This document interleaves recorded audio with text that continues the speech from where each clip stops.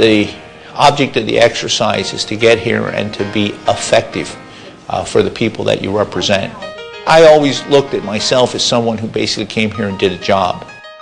Chip is a brilliant, brilliant man with a fine mind. He, in my judgment, was an excellent majority leader. He led the caucus in the right way. I'm not sure Chip Brightbill ever got enough credit. I think he deserved to be recognized more than he has, but in the eyes of those who have the privilege of serving with him, I think he was an extraordinarily able leader and one that someone who's going to be missed very much. He is my friend, and that will never go away. I think what made us bond was our sense of humor. And some people would say we have a kind of strange sense of humor, I guess, to put it politely. But we always see funny things in some of the most mundane occurrences. I'm going to miss his sense of humor. I don't know that anyone has quite the sense of humor that Chip Brightbill has. He is my friend, and he will always be my friend. And we're going to miss him on the floor. But again, I don't think he's going to go far away either. I think we're going to see more of Chip Brightbill around Harrisburg, and certainly I live right next door in Dauphin County, he's Lebanon County, so we're not going to let him get too far away. Well, my relationship with Chip would be different than it would be with other members of the Senate, because we're coming from a leader-to-leader perspective, and when we've had the opportunity to be able to work together and get the job done in a nonpartisan basis, it's been great. There's been times, obviously, when the roles have had to be adversarial, just based on the fact of the positions that both of us have. I like Chip. I think he's an outstanding individual, but he's very bright and very knowledgeable and does his homework. Chip is my brother-in-law, but most importantly, he's my friend, and we've had a great relationship going back for many years. Chip is a great student of history. He has read virtually every book available on the Founding Fathers. Many times he references how the Founding Fathers handled situations, and I think that's really been a guide for him.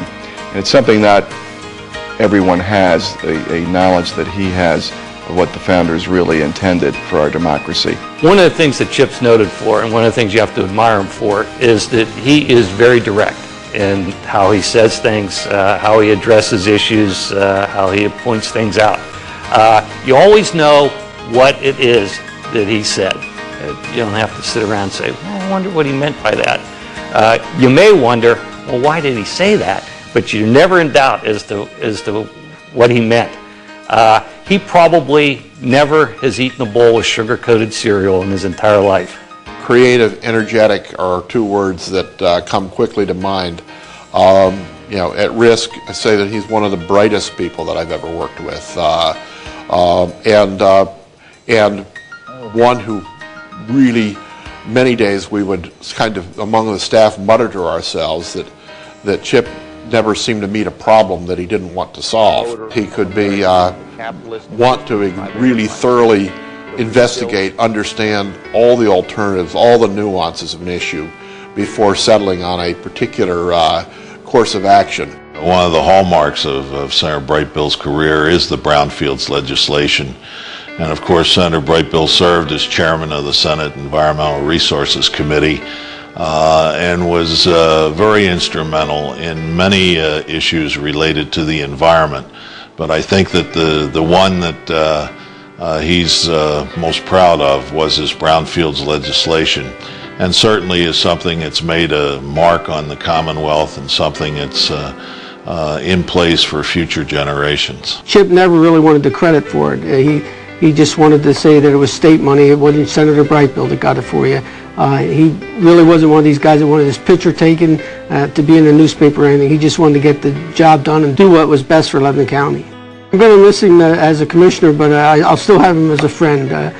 His children are about my grandchildren's age, and even though it could be the same, we'll continue to see each other at sporting events and parties and things like that. We organized a Friends of the Union Canal Tunnel Park, which is a branch of the Lebanon County Historical Society, and working with Hershey Foods and with Senator Brightbill, we were able to expand the park into about 107 acres that we have today. He gave us a lot of support, both information as to where to go get sources for funding, but also a lot of practical advice as to how to proceed with the project. Very wonderful group of people that have worked with Chip. He very much enjoys all of them, respects them, and it's been a great relationship. But I think for an employer, for the boss to have that kind of relationship, the respect, and a mentor. In many cases, Chip has been a mentor to many people that have been in his office and have moved on. I think that says a lot, and to me that's another measurement of success for Chip. And I particularly remember writing speeches for him, and I'd spend a couple days researching and writing and coming up with this nice outline. And then on the way to the speech, he would use it. He would turn it over and he would write notes on it, and that would be the speech that he gave with a Pennsylvania Dutch accent, of course. But that was part of his talent. You know, he could take very complicated ideas and reduce them to something simple that people could understand. And he really took a chance on me. I had a little bit of background in the environmental area, but Senator Brightbill really taught me a lot about working with people, working with groups. Also working, I appreciate the fact that he worked the committee in a very bipartisan way.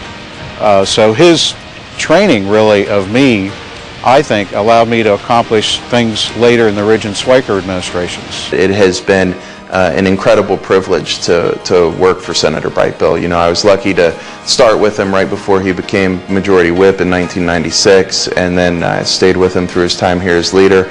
And it's just terrific to watch him work, because his energy and his creativity and his love for Pennsylvania and for solving problems in a way that gets us moving forward is just tremendous to watch and to be a part of. And you know, I'll miss that a lot, and I think Pennsylvania is going to miss it as well. Chip also has an uncanny way of making you feel better. Whether it's a problem on a personal or professional level, he has a way of making you think, all right, we can get through this. And that's another one of, I think, his very good traits that he brings to caucus and to how he conducts himself as leader in general. He gives you certain assignments and trusts that you'll get done what it is that he asks. We have a good team. We have a good office team, and we all work very well together, and we've done a good job for him. And I know he appreciates us very much. If you measure, and one of the measurements I look at is what has a person done with his family, with his children, with his spouse, that type of thing. Chip is a huge success in that area. I think he's a success no matter what measurement you use, but particularly in that field, no matter over the years, whatever they have been interested in, no matter whatever, all of a sudden Chip is tremendously interested in it. We are getting magazine subscriptions about that topic in the mail. We are going to those events. We are researching. We are doing it.